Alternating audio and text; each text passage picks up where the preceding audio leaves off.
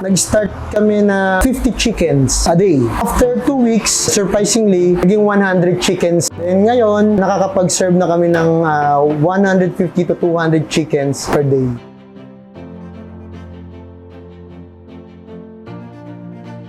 Pag natikman nyo yung roti chicken o yung shawaya chicken, matitikman mo talaga yung spices na ginagamit ng mga Saudiya. Ang ginawa namin sa biryani rice, may mga spices din kaming nilagay para yung aroma ng ating rice ay mag-complement or mag-blend dun sa chicken natin.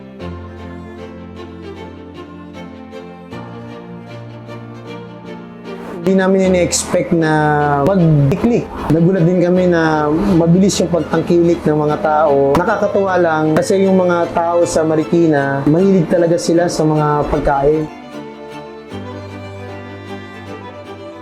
Kung galing ka ng Saudi, matitikman mo talaga yung spices na ginagamit ng mga Saudiya. Marami kami mga spices na ginagamit para maging malasa yung flavor ng chicken.